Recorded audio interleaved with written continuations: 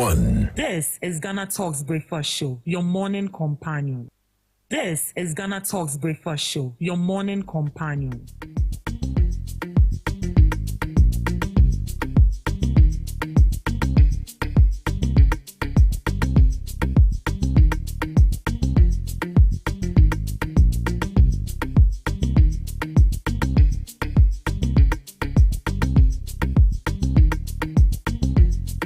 This is GhanaTalks Breakfast Show, your morning companion. Talks Radio. It's a beautiful Tuesday morning, and you are welcome to the GhanaTalks Breakfast Show right here on GhanaTalks Radio. I am your host, Ruth Esinam-Fiagbedu, and you're welcome to the News Headline Review. Here we bring you all the latest headlines making waves in the news and relevant and informed perspectives on issues that matter to you every morning right here on the GhanaTalks Breakfast Show. And you know I can sit here alone. Joining me in the studios on the News Headline Review is Miss Debbie Adoso and Miss Regina Bless. Good morning. Good morning. How are you doing, Miss Debbie? I'm fine. The Lord has been merciful. Oh, we bless God for that. Hallelujah. Amen. Miss Regina? Yeah. How are you? The grace is sufficient. I see you are smiling. What's up? Nothing is up. But please, make sure you bring the wine. The wine I would. Yeah, you know I have a wine trousers, and it will make fit. Sure you bring the white top. Yeah, it will fit perfectly for it. I know, right? Yeah. Should I say an unfortunate news, or should I say it's a good news? Anyway, to whom it may concern. Yesterday, we saw in the news that President John Dramani Mahama has sacked the Chief Justice. Now, I want to ask, was it something you were already expecting, or it came as a shock to you? Let me go for Miss Regina. Yeah. Okay, so I wouldn't say it came as a shock, because from the look of things, we were already awaiting the news. In fact, she was already sacked. But we wanted it to be official, and our President John Dramani Mahama has made it official. And the basis of her sack is stated misbehavior. Yes. And according to what they received, 10,000 copies of evidence. Yeah. It means a bonny new idea check. Because 10,000 pages, and they were able to review each of them. So I would say that, as you said yesterday, I made a statement. There's no smoke without fire. Yeah. So she should, I think the best thing for her to do now is to sit back and review herself, analyze herself very well, check herself very well, so that next time, if she's being given any other position, I'm not sure Chief Justice only Biomogana. Ebia or another country, not a citizen or her, I am a Chief Justice. But if in any day, any time, anywhere, she's been given a state office to take control over, I think the best thing for her to do is to be neutral. She shouldn't be biased. She needs to be fair and also transparent, and give respect to whom respect is supposed to go to. That is all I can say. Miss Debbie. Oh, it was a bit funny yesterday when I saw that, but you cannot wage war against a law you know that definitely you are going to lose. You can't wage a war against a law that has been drafted even before you were born, unless you want to tell me that you want to bribe people to pave your way through. That is if the laws and the people who we have appointed are not working. And that is what we have seen some time ago. But now I believe the law is working. And so she brought it upon herself. It was actually glaring in her face that this is going to happen. It like everyone knew that this woman was going to leave office. But you see, the people that were advising her did not help her. They know she would definitely not make it. One, your government is not in power. But she was, no. But when it comes to justices and chief justices... I know, because the thing is, if your government is in power, they can lobby for you. No, but... They can we've seen what has happened. We know what MPP governments have done. I'm not trying to politicize this issue, but we know what they've done. We know that they can lobby. If they were in power, they can lobby for this woman to still be the CJ. What are you saying? Because we see them calling on President Mahama. Didn't we see them holding a press conference for the CJ to be maintained? But we saw what the CJ did. We saw people saying that she has not been fair. I'm not the one saying it. And that is why people have petitioned. 10,000 are they? It means that, like, what the Bonia check? What the Boni was so. If they should have to make, I was wondering, because it got a time I was losing hope in the committee. They were dealing with 10,000 copies. So would they read all of that? They did. Yeah, they did. I'm sure they did. If they didn't read it, I'm not sure it would take that long. Because actually, and you know they received 3 petitions, and right now the results and the pen investigation that is out now is just based on just 1 petition, and then they are standing on that ground to sack the lady. Yeah. So what if they go through the other petitions and now they see that? No, that be 10,000 bad review. Now 2 other or 3 other petitions. That 3 does not have any power over the 10,000. Majority carries the votes. So you can't say it's an out of 99 wrongs because of 1% of good. So they should retain you. No. Wow. They did their thorough check. They did their thorough background investigation. They placed things in order, and then they've decided that maybe I do mame koda. Just understand this. It's simple, koda, and let us rest. Do you know she has actually wasted her resources? Yeah. You went all the way to Nigeria to see who. Hey, are you like? So what happens? So what happens to that case? Actually, but does it really make sense? It means that the people here, like you cannot deal with your own people in your own country, and you feel like someone in another country can actually deal with your case for you. Like was Ankasakra, from they are wanted on the list. All right, so let's dive into our major news items for this morning. Government slashes nursing and allied health training fees by 50%. The Ministry of Health has announced a 50% reduction in school fees for students of nursing and allied health training institutions, effective from the 2025-2026 academic year. The intervention, communicated by the ministry's public relations officer, Tony Goodman, according to the Post, forms part of the government's new flagship initiative, the no-fee stress policy, designed to ease the financial burden on tertiary students across the country. According to the ministry, the government will absorb half of the approved fees for all first-year students enrolling in nursing and allied health training programs. The ministry further warned that any principal of a health training institution who imposes unauthorized charges does so at his or her own peril. The fee reduction, the ministry noted, is a demonstration of President John Dramani Mahama's commitment to providing financial relief for parents and students determined to pursue their professional dreams in the health sector. Mr. Goodman said the ministry remains committed to safeguarding student welfare and advancing equitable access to health training education. He added that heads of training institutions have been directed to begin the necessary processes towards admitting students for the new academic year. So the government has slashed nursing and allied health training fees by 50%, and this is part of the initiative of the new flagship initiative, the no fee stress policy, which is designed to ease financial burden on both students and then on parents as well, so that they will be able to pay their school fees. And then the government is taking 50% of these training fees of these nursing and allied people. So they say that if anyone is caught taking more than that, you'll be held responsible.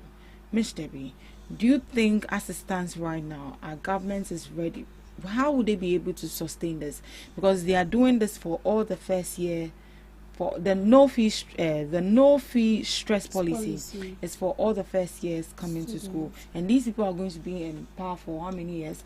4 years. And if possible, if they should come into power again, meaning they have to continue, because that was an initiative you brought. Do you think this government can sustain the funding of this initiative they brought on board? Why not? Why should we doubt their we are not doubting, but based on some other I'm saying something. Yeah. Why should we doubt them? I know we've seen people, we've experienced governments who promised us a lot and they couldn't sustain it. And it's not about you sustaining it. Our problem is that even if you bring the initiative on board and then you started with it, and then another government comes into power, the rate or the margin to say that incoming government will continue with what you are doing or what you did was less. It's less. Okay, so President Mahama is bringing in is slashing fees, nursing fees by 50%. He has started it, and then somewhere in 2028 he will leave power. Whoever comes into power, you need to continue. If President Mahama or this current administration, they can actually say that with the free SHS they won't continue with it.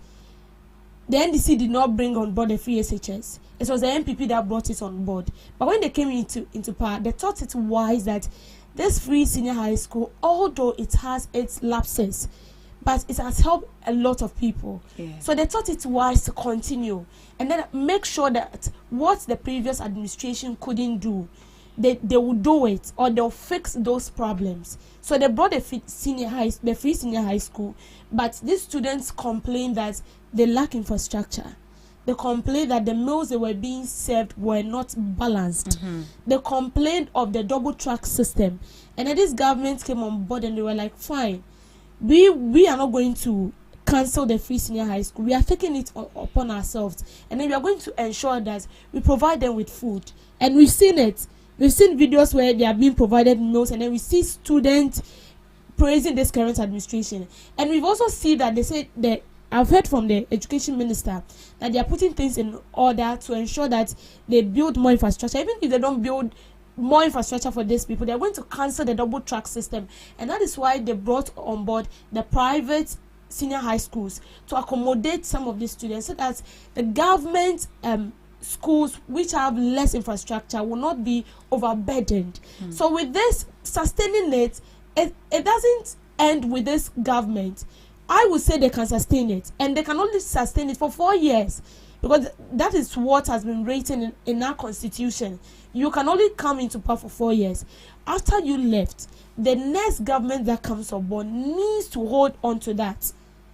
So, and do you think these governments, the other subsequent government that will come, would actually like to buy into that is a problem for this initiative? It's a 50-50. It's a 50-50. Yes, a 50-50. But I will be happy if they'll continue, because someone brought free senior high school, and another government is bringing in first year students and paying half fees for first year students. It's good, because see, sometimes you complete senior high school, getting admission into the university is not that easy. You are going to pay for admission fees. You will still sit down to write entrance exam. Into entrance exam, no one passes. So you pay this admission fee. Aside that, you are coming to pay fees like 4,000 plus. Hostel fee in Kano. What you eat is not part. Even sometimes, most of these schools do not even have enough hostels to house these students. They live outskirts the school. And so all these expenses do not even count. So if the government is slashing this by 50%, it's a good call. It needs to be lauded. But the question is, after this government leaves power, whoever comes in, are they going to continue with it? Because if a government is bringing on an initiative, I believe they have the capacity to sustain it. They have the capacity in their will to ensure that it stands, it survives. I'm not sure any government that brings initiative on board has it in mind, say, yeah. It's because they have people, negative people around them, which we see to be appointees, and they disappoint them. I wouldn't say that former President Akufo-Addo failed. I wouldn't say that, but he did his best. In a way, he failed because he trusted people he was not supposed to trust. He was surrounded by appointees, I would say, who didn't help him who bring didn't the vision thank to you, life. who didn't help him, because he cannot do it alone. Exactly. Former presidents cannot be in Accra, be in Volta region, be in Northern region, be here, be there. No, that is why he has regional, the RECSEC, the regional ministers, the MMDCs, so that they can actually play their role. So President Mahama is bringing this on board, but it depends on the people around him. Every day now, yes, they said they are projecting money into a project. They are allocating fund into a project. Every day, each and every day we hear that. Mm-hmm. But do ground one scanning but we have people who take this money. But don't you think it's the responsibility of the government or whoever is put in charge of this project to monitor and supervise that the money is used for the intended purpose? That is what, but we don't do that in Ghana. We don't do that. So you will say that we don't do that. Ghana, we don't strict supervision. No, we don't, and that is why. When you take a critical look at government institutions and the private institutions, there is a vast difference. The government institutions do anything anyhow because there is no strict supervision. When you come to the private sector, oh wow, Obide Juma, do you know what the person has sacrificed into that work? And so the person will not sit down, fold his arm, and look at you to drain whatever he has used like 20 years back then to build, and then you use a day to destroy it. No, and that is why there is strict supervision. And yeah, CCTV in 24/7. Yeah, sure. And they're not monitoring us. They are monitoring us. But when you go to the government, anyone so they time open or time open or make fee. And that is why we don't see progress in anything that has to do with the government or government institutions. So with this 50% this thing, yes, they should slash it by 50%. By 50%. I know some institutions will not go by it. So how would the government strict make supervision, sure? that is where we'll answer now the money baby. We have to monitor these people.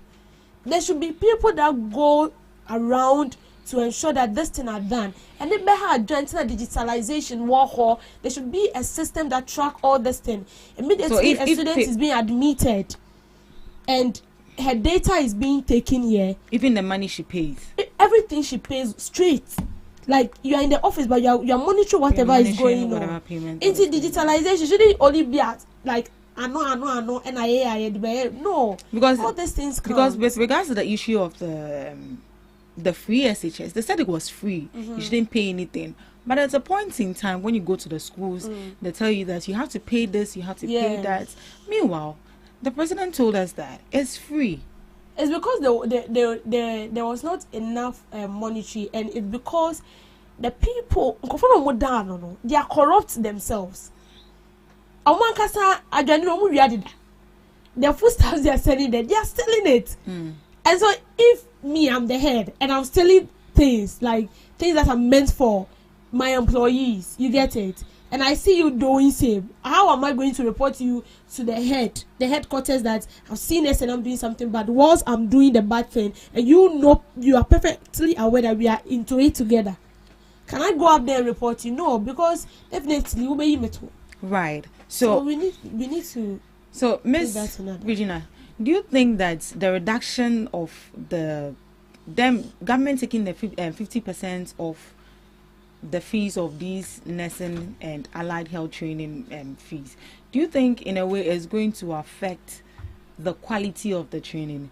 Because let's take the free SHS as an example. When we were paying school fees, when parents were paying school fees, you could see that the kids were eating 3 times a day. But when it came to free, some students even eat once a day. And even when the food is given to them, there are no proteins on it. And when it comes to some things that maybe the school can, pay for themselves, such as maybe light bill and some other petty things that the school can just take upon themselves and then fix with maybe the internally generated funds they generate from part of the school fees. So do you think in a way the government taking at least 50% of the training fees is going to affect the quality of training that these nurses are going to, have? Okay, so Personally, I would say no, because looking at the free SHS, it deals with, in as much as both sides deals with students, but looking at the free SHS, it's an SHS factor, and these kids are being taken care of in school. They are being given food, and they also pay one or two things. But when you look at the health sector, or these nurses, for example, they pay for almost everything themselves. No one comes to give them food. The only thing they do is pay for their clinicals, their practicals, and also their school fees and any handouts or project work you'll be embarking on. That's the only thing they pay for. Aside that, nothing else. So in as much as both of them are education sectors, but it doesn't really align with free SHS. Until their free SHS bayano, their nursing for is totally different. They have two different aim altogether and two different objectives. So I wouldn't think that slashing their fees to almost that level would affect the education. It wouldn't affect the education. Education has to still go on as it is going. The only thing maybe we would say it would affect the education is when the teacher starts complaining. Because in a way, some of the teachers, they get little amount of money from these and students. Allowances. And yes, and now 50% of your fees, 50%, right? Yeah, 50%. Of your fees has been slashed. So in a way, they will not be getting certain things. That boils down to I think, is it the monitoring she talked about? Because some teachers would be like, okay, since I'm not getting what I'm supposed to get, the normal thing that you are supposed to get for free, you would pay for it. You will pay for that is where the monitoring has to come in. And they might also say, moon fees na 100% na mutu and the men's metiada. Time I mepe and I'm about bet your mother. For that also it's wrong. And when, as stated, when you are being caught, you would face the consequences. So it wouldn't in any way affect the level of education. Thank you so much. Beautiful submission. But why do you think the government focus on just the first year students to give them that free will, like slashing and then taking the school fees? It wasn't only focused on first year. According to what I read, other students almost unless maybe I didn't see it like that. But it wasn't only focused on first year. They're already existing. It's only They're for coming to school for the first time. Yeah, maybe level 100. You pay 50. The government pays 50% of your fees, and I think it's so because when you are going up, I think the fees reduces also. I think in level 100 the fees reduces. After level 100, the fees reduce. They reduce the fees. Anna. That's what I'm saying. From what I saw, it's not only for first. It's not only for first year. Yeah. As you are going on, in fact, on Mati will be out there. So let's put it that way. Let's put it that way. So it's not just focused on the first year. Only for first year students. Anyway, you can research and then tell us. All right, moving on to our next news item. Government to prioritize mining communities in new policy, Lands Ministry. The Ministry of Lands and Natural Resources has reiterated its commitment to ensuring that communities affected by mining activities directly benefit from the sector's proceeds as part of a new policy direction. The Public Relations Officer of the Ministry, Kwesi Shahandov, outlined a new approach aimed at addressing long-standing concerns over the exclusion of local communities from the economic gains of mining. He stated, "This is basically the new approach now," Mr. Shahandov stated. "There is a profit-sharing formula. Essentially, what we do not want is a situation where the whole process of mining, prospective, excavation will be successful, yet the proceeds will not benefit the local people. That has always been a problem." According to Mr. Shahandov, the ministry is shifting its emphasis towards local content development and ensuring that the mining profits trickle down to residents in mining areas.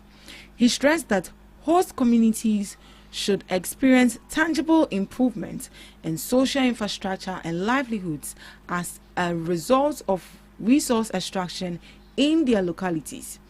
Mr. Parkwesi also stated that the government's new approach is managing mining revenues, places strong emphasis on channeling proceeds into improving local infrastructure, education, and basic social amenities.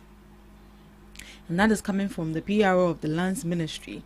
And he mentioned that the Ministry of Lands and Natural Resources is adopting a new policy that will ensure mining communities directly benefit from the profits of mining.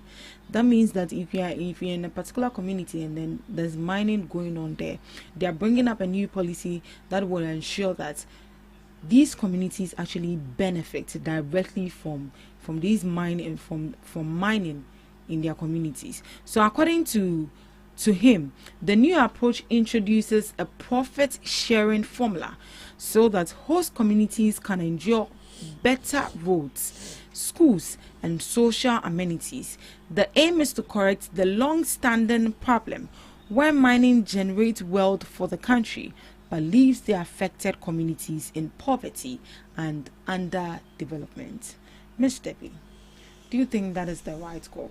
That they are going to bring up these policies that it's not just the government that is going to enjoy the revenue that comes from these mining sites, but also the locals in that community will also enjoy social amenities. It could be schools, hospital, good roads, and so on and so forth. Yeah, they have to. Because it's sad. You see a whole community boosting to be, and yes, almost his kind of soul, almost that's land of gold, but they have nothing to point to, be like maybe dwell in the midst of gold, but when you get there, nothing to show. No school, as you said, basic amenities, no school, no water, common chips compound, but they are mining there. They have resources in the ground. They are sleeping on it. But the people are suffering. It's very, very, very sad. And you see, I will say it happens like that because most of the people mining in those communities mine illegally. And if you mine illegally, who are you going to tip? Or who are you going to give the money to? Because you are mining illegally and you are hiding it, even if you are caught, you'll be made to face. It's a 50-50 because we know sometimes they arrest them and doesn't get anywhere. Right. But I believe that 90% of the people who mine in these communities mine illegally, and so the community do not benefit. And the people who mine legally too, it goes straight to the coffers of the government. You get it? It goes straight to it, even though they have a percentage they pay to the community. But that, I think I was told that it goes to the chief. Because you see the chief, the owner of the land, that is the chief. And then you sit down with the chief and you talk things with him. And we know most of these chiefs are very greedy. They exchange those money for vehicles, for things, material things, and then they don't even care about these people. Like the illegal miners we're talking about. We having for Chinese nationals mining in our communities. You cannot tell me that they mine in those villages without the consent of the chief. And so these people, they go direct to the chiefs. They give them maybe 10 cartons of schnapps or maybe a vehicle, and then it ends there. But these people, do they even ask for the right thing, or they ask for their own selfish gain? Their personal gain. Something that will benefit them, not the community. Not the community. And you, the people, the residents in those communities, you have no say. So what do you think the government should do as of now if they are bringing this policy in? If they are bringing this policy in, then it's cut across. It means that the illegal miners will get themselves wanted, or they will find themselves wanted. So this policy is for the legal miners? It's for legal miners, I know. But what I'm saying is that most of these people in these communities are also illegal miners.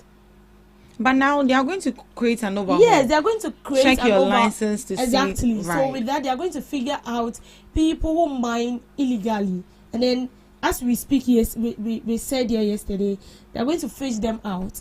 And so now we are dealing with the legally people who mine legally, right? So with them, if they are going to deal with people who mine legally, then it's a good one. because the community is going to benefit. If you are going to work, if you are mining legally, it means that you are working directly with the government. Whatever you mine goes straight to the government. You are going to sell the gold to Gold Board. So automatically you are selling it to the government. And it's a contract you are signing with the government. And since you are signing a contract with the government, there will be a percentage for that community. So rather than going to these local officials, such as the chief and those people, why doesn't the government rather serve as an intermediary and perhaps go to these chiefs and tell them that this and this is what we've noticed that your community is lacking and we'd like to bring this on board, rather than a mining company going directly to the local officials, which they will be asking for things that will not benefit the community but rather for their own selfish gain? No, I'm not sure people living in the community will ask you to do something that will not benefit them. Then unless... No, I mean the locals, such as the chief. The chief. Or perviate. Meanwhile, you have to bring up maybe something that is going to help, like everyone is going to benefit. So I don't know if you get me. Yeah, I get you. So I'm not sure that they are going to go to the locals alone. They'll definitely be a representative from the government, maybe a representative from that mining firm, and then a representative from the government, and then you go to meet whoever is in charge of that community, whether a chief or the champion, whoever it is. Right. You meet those people, and then they are going to tell, maybe when you come to this community, this is what we are lacking. You're lacking maybe toilets, you're lacking chips compound, and so what we want you to do for us, if you come to mine our gold, because the gold belongs to us, then you have to do this for us. Yes. Right. Ms. Reggie, what do you make of the new policy the government is bringing on board to help these mining communities? Okay, so I would say this policy is long overdue because these people are, should I say, well-to-do, but they only give access to the people who are capable of, should I say, digging out the gold. And in a way, these communities or people living in the communities do not benefit from it. It's the same as you having,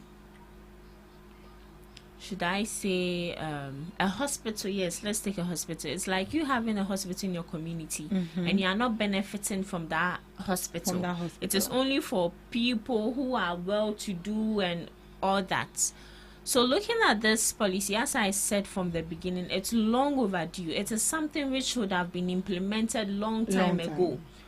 Once you set up a mining sector in any community, first off, you need to make sure that these people directly benefit from it. See, when you go to some of the mining communities, excuse me to say, baby, they don't have it. They don't have better roads. They don't have good infrastructures. In fact, some of them don't even have health facilities and all that. And I also blame the chiefs in question, because I believe that as a chief, when you're a chief, not to disrespect the president, but when you're a chief, you're like a president. Because in your community, you're a president there. Exactly. So I believe you should have the interests of the people at heart. So in a way, I would say that some of these chiefs, they are greedy and selfish because they only think of their own interest.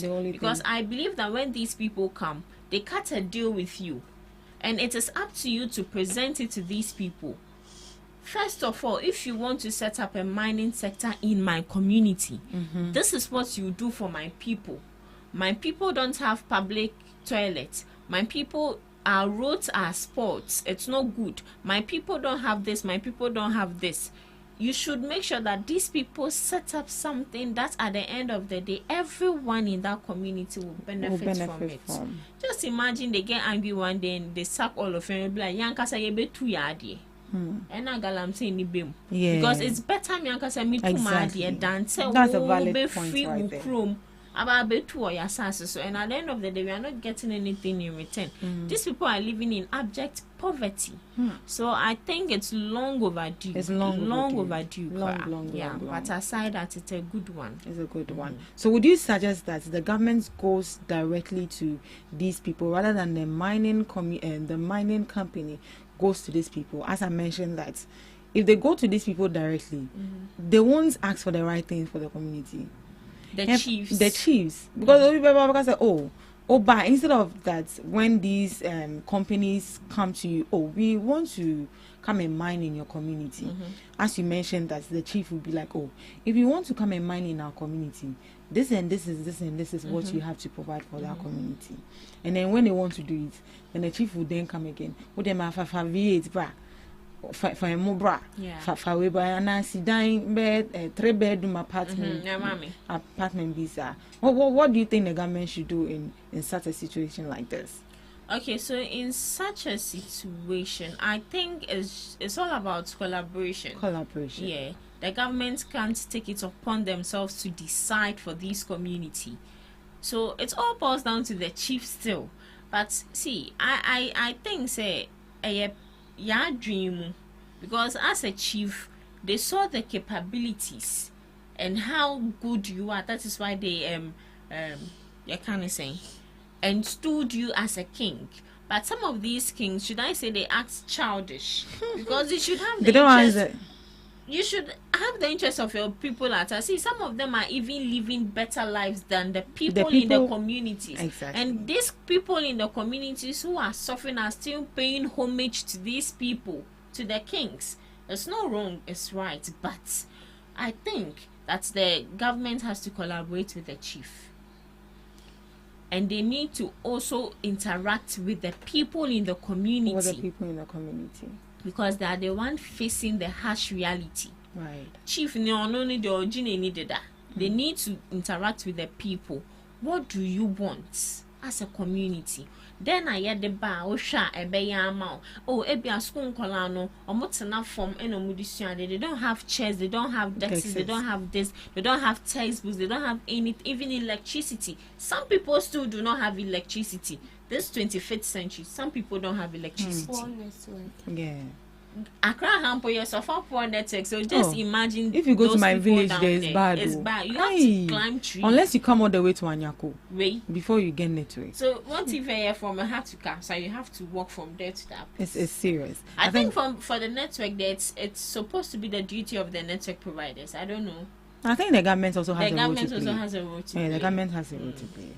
Yeah. So interaction with the people in the community and also the government collaborating with the chiefs. Right. Thank you so much for that beautiful submission. Okay, so we are going to talk about this briefly. I'm going to give 1 minute to each of you to, share your opinion on this. And this again is coming from the Ministry of Lands and Natural Resources. And they say that the fight against Galamsey will only succeed if there is a change in the way people think about it. Tell me something, Miss Regina. How we think about it. That has to do with the mindset of people. Yeah. That's the only way we can succeed. See, for that I do agree. But if we deal with our mindsets and they don't provide any other alternative, first off, mindsets no, and no one is no one is say what you mean. Said the American, but we need to make sure that we provide an alternative. And it even looks like that alternative you get me? So with the personality, with the mentality of a thing, I do agree. These people can decide to wake up and say, but so in a way it does. Yes, I'm stealing. Exactly. And I wake up one day, I will not steal. Again. I'm so determined. I have self-control, self-discipline. I wouldn't do it. It's just like a born-again Christian, not indulging in certain immoral activities and other things. It boils down to what you think. I wouldn't do it again. But temptation, but since you've signed your mind not to do it, you wouldn't do it. So as he's saying, it's true, but mentality. Mentality. There are some people that you have to lash them before their mentality comes to to ground. It is so. Yeah, Miss Davy. Our mentality is already manipulated and polluted. There is no way we can bring it back. And they will have this mentality that that's the only means of survival. galamsey knows their only means of survival. So whatever you bring on board, they are not going to comply by it. Whether it's going to help them more, whether the money you are going to pay them is more than what they will earn in the pit. That is what they want. That is why, as a normal human being, we sitting here, we are even crying for them, because yesterday I've seen that, according to record, 22 people died in a pit. But you so still people are dying. People are dying, and they are still going. Yes. Wow. As a right thinking human being. So it's a mentality thing. It's a mentality. It's a mentality this thing. This is a death trap. What's a one ameko? Yeah. You see the man who, you know, my mind has never come to this. A boy when someone said Regina, maybe I will con no. I said Akola, oh yeah, the body. So they don't compare more best. Obesaba. Oh, they also die. And one obesha, and they are dying every day. I was seeing a video. If you see the way these people were like trying to maneuver their way through a tiny hole like this, or like not me crash because it's a death trap. Going in is a 50-50. Yeah. It's as at the gates of no return. And there's a probability you come back, and there's another probability you wouldn't come back. So why do you still have to go? Mentality. And I've got to realize that because there was a time spiritually. But this the reason I'm saying this was that there was a time where a galamsey came out to say that they even kill people to attract gold, especially pregnant women. Yeah, I heard that too. Yes, I heard that they too. say they kill pregnant women. So I learned the more people die, the more resources they extract. Yes. Yes. So the more the blood. Mentality. So the more the blood, the more the resources. That is also to the gold, mentality. you know, they also do things. As I say, it's a model shegu for ma. And now, as I say, as a bema. As I say, and I catch almost up a muja. Share. Spirituality. So they say the more they kill people, the more the blood drains down to the ground. It attracts more gold, and then they see where the gold is. It's a major one. Produce one woman kasa. So mentality issue no there. Our mentality has already been manipulated since. And I don't know how we are going to do this. This one, I don't know how we are going to do it, because no amount of words you will say will change the minds of these people. Right. They've already made their mind. So it's high time people, change their mindset about galamsey, because I believe that if you put your mind to something that you want to do, you will do it. And if you put your mind to something that you will stop, you will also do it. So mentality and mindset all count. All right. That was an interesting conversation we had right here on the News Headline Review. Thank you so much for joining us. Up next, we have Debbie's Girl. This is GhanaTalks Breakfast Show, your morning companion. Welcome to Debbie's Girl, where we talk about issues that concern the state, void of politics, fear or favor. Private legal practitioner and activist Oliver Bakavomawo has described the dismissal of CJ Gertrude Arabasaki Tokonu as a moment of reckoning for Ghana's judiciary, warning that the country's justice system is not fit for purpose and must undergo urgent reforms. He made these remarks in a statement shared on his Twitter page following President Mohammed's announcement of Justice Tokonu's removal. The outspoken activists argue that the CJ's dismissal should not be viewed as a victory, but as a symbol of institutional failure. A Chief Justice has been removed, but as someone who has had a front row seat through the process, when I say there's nothing to celebrate here, you should understand. The removal of CJ is not a victory, but a closing act of a disappointed chapter. She held the highest seat of justice at a time where courage and integrity were desperately needed, yet too often her leadership chose silence when the people cried out for answers. She enabled Mampem's worst impulses and chose the convenience over power. So yesterday,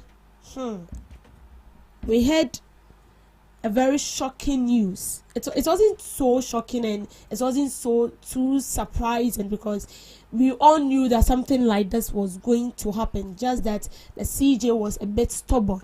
So the CJ was removed from office yesterday by the president, in accordance to Article 146, Clause 9 and 6. Yes, and then with a petition filed by 2 people with 10,000 documents that has to be reviewed pertaining the CJ alone. Now, Oliver Baka-Vomawo is saying that although the CJ has been removed, this is not a time for us to be shouting victory, victory, victory, but we should pay attention to our justice system. I know that the Supreme Court, everything that has to do with the justice is supposed to be fair, and it's supposed to work in favor of the people. The judiciary, it's a non-partisan entity. It's an independent entity on its own. But that is not what we see in this country. It's like our judiciary is being controlled by unknown forces that cannot be seen. It's being manipulated and remoted by, let me say, influenced by politicians. Because we live under the control of a system, under the control of a judiciary that only works in favor of the rich and that does not go in favor of the poor. That is what we see. And so our judiciary, it needs an overhaul. We need to reform it. In fact, we need to scrap it. Take out foreign staffs that we think that is not going to help us as a country. Because if an entity that is supposed to be independent is now being controlled by unknown forces, then it means we are doomed as a country. We've seen instances where someone goes to steal plantain and then the person is being jailed for 6 years. We've seen instances where somebody has embezzled state money and the person is allowed to go scot-free, and the person can sit in the comfort of his home and tell you the time he will appear in court and tell you the time he or she is going to meet you. That is what we see in this country. So the CJ has been removed. It's a good news. But what measures are we putting in place to ensure that what happened in the STEM is not going to repeat itself again? As he said, during his term as the CJ, we've seen a lot of cases. We've seen people calling her to act. We've seen judges being removed anyhow, and then judges also being replaced under her supervision. And we saw how quiet she was, as if we didn't even have a CJ in this country.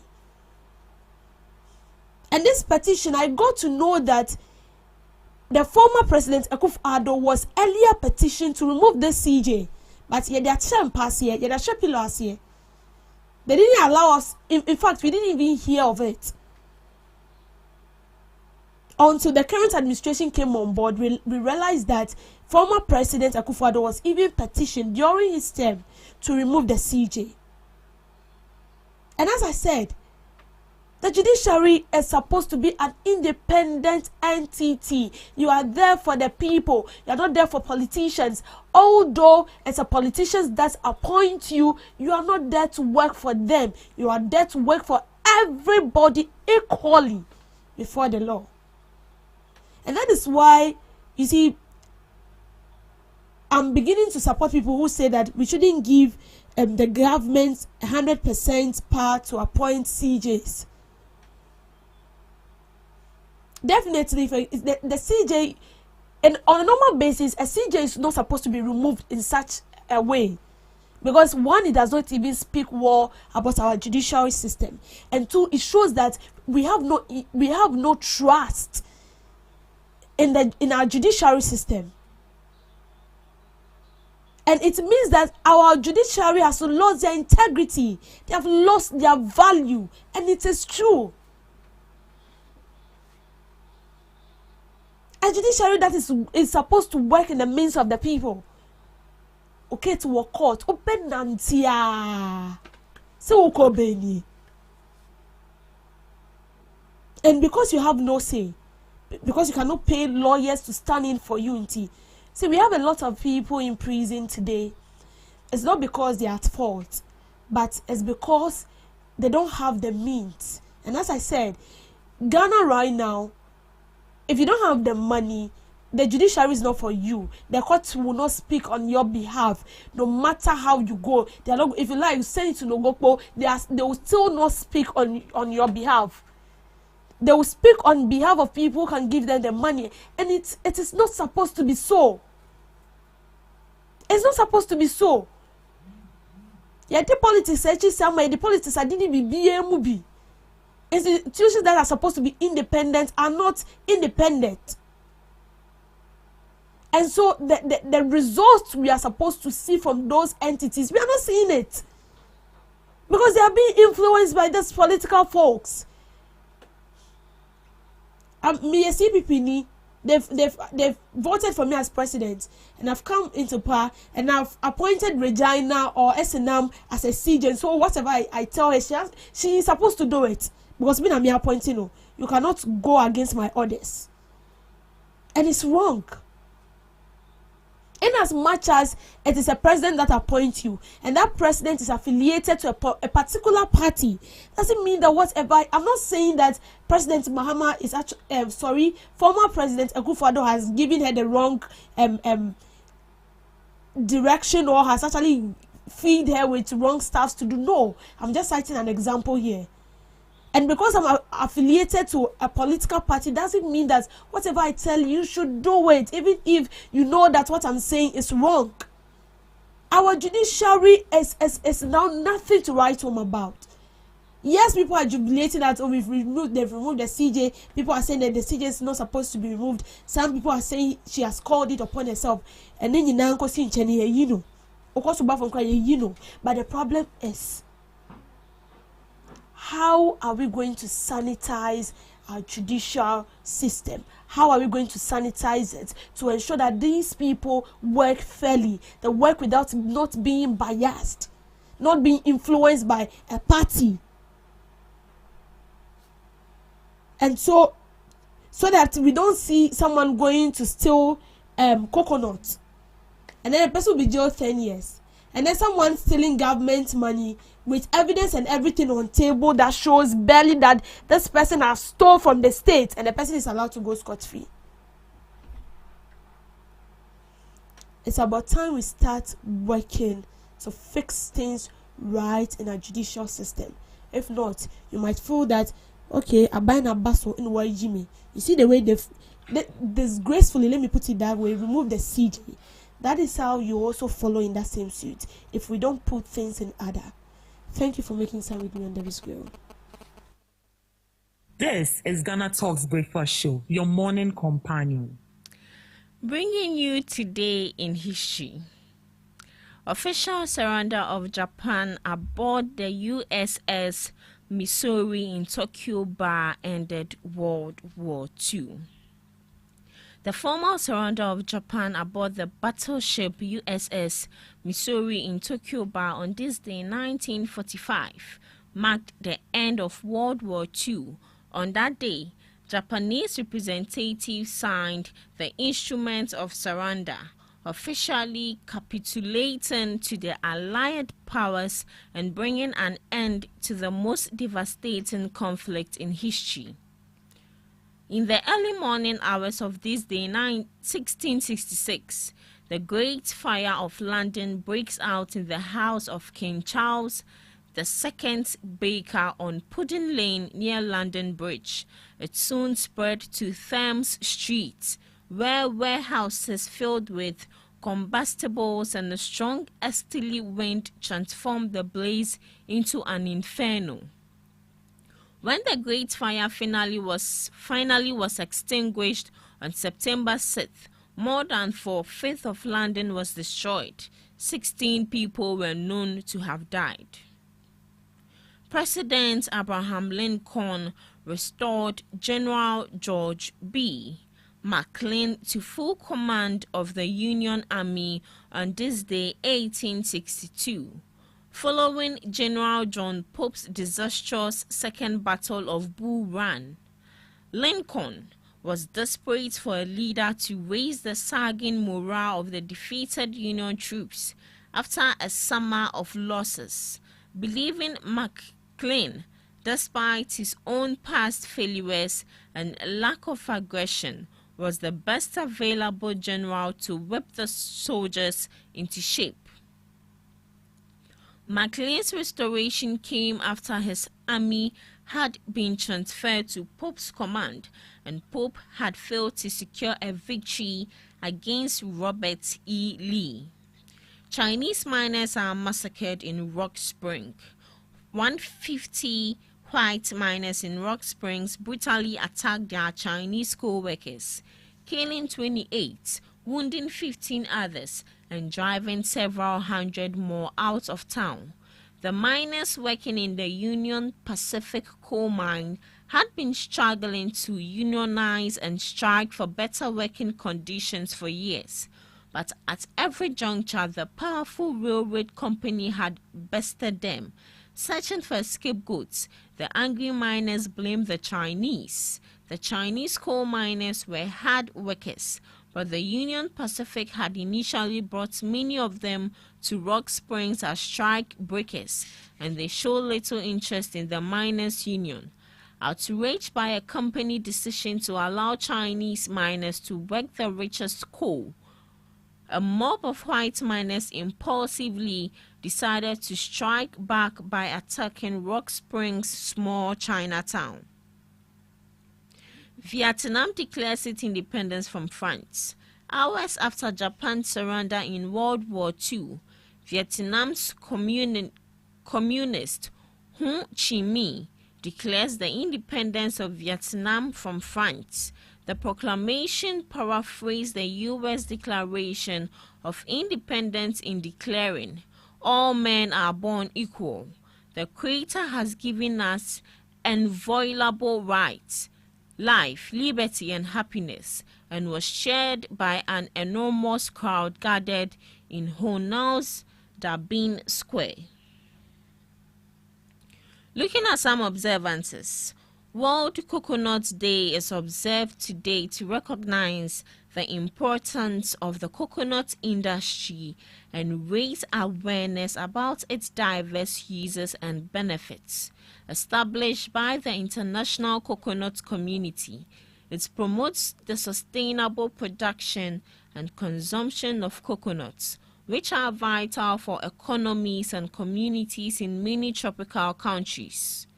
Pierce Your Ears Day serves as a cultural and creative holiday to honor the tradition of ear piercing while emphasizing safety and self-expression through jewelry. It is a day to learn about the history of ear piercing and to enjoy getting new piercings or adding existing ones, promoting confidence in safe piercing practices and creative jewelry choices. Lastly, National Live Fearless Day is observed to encourage people to step outside their comfort zones, confront their fears, and pursue personal growth. The day serves as a reminder that we don't have to let fear dictate our lives, but instead can embrace possibilities and become our authentic selves. And that's all for today on Today in History and Some Observances, live on GhanaTalks Breakfast Show. Thank you so much, Miss Regina Bless, for Today in History and Some Observances of the Day. And thank you to our cherished audience for doing the listening and the watching. Thank you so much for joining us on the first segment of the GhanaTalks Breakfast Show.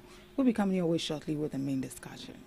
Hello Ghana, hello worldwide, I'm Mr. Level Bam. Now listen, every Tuesday and Friday, beyond the time it's going to carry Braille, our GhanaTalks Radio, 7 p.m. sharp. Now Tuesday, we're going to talk about our culture, our history. Matuni ding se tete abakwa sem. Now on the Friday, you bars on bars. You better rap, you better say no artists go join me in the studio. We're going to discuss about music and business, culture. Konya, or you singer, and now you rapper, you think say you get bars. You go fit spit fire now. Listen, make you join me with studios. Our Ghana Talks Radio, and yes, say then our day. Me say download the Ghana Talks Radio app, no, our Play Store, any App Store. No tune in, and say this is what I say, but live on Facebook, Kointakra, any Ghana Talks Radio page, and so now listen. Ebe your fire, 1 year, Konya, Wading, Jajan.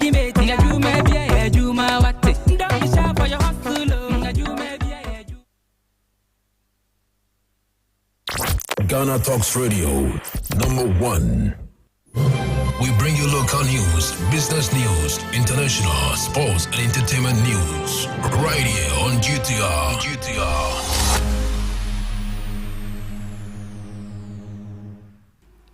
Welcome to the morning news broadcast on Ghana Talks Radio. Coming up, Member of Parliament of the New Patriotic Party pledges to resign over Akwetia by-election should MPP lose. Mohammed's decision on Tokonu's removal strictly constitutional. Ghana Water Company Limited dispute minority leaders' claim on water shortages. SIGA charges Boepa Authority to pay dividends by 2025. This and many more coming up shortly.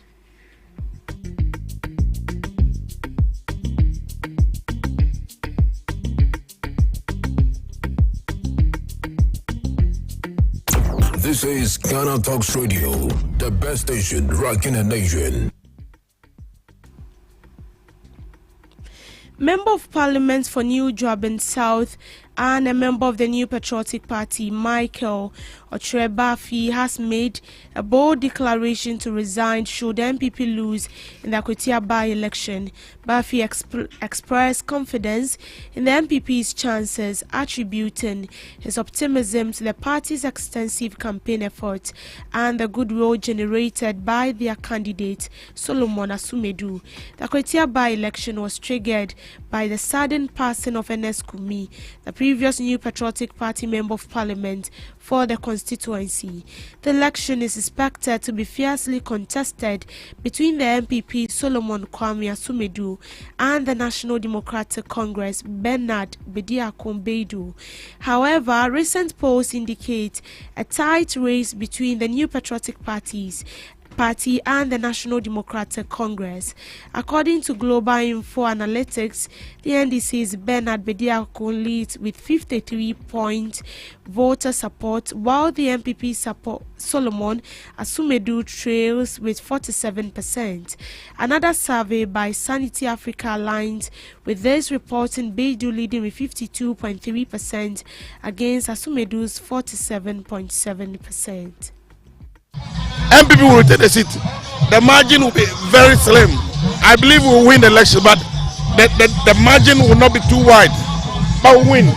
We'll win, I'm telling you. Because of what the work we have done, we have engaged, we have engaged, we have campaigned, we have prosecuted a campaign that has not happened in the history of this constituency before. We have done whatever we have to do. We've done everything. Everything we need to do, we've done it. We've engaged so well, and people have given us assurance. The good news is that there's a young man who had so much a bright future, but he couldn't achieve his aims. So the people want to at least give us the opportunity again to continue.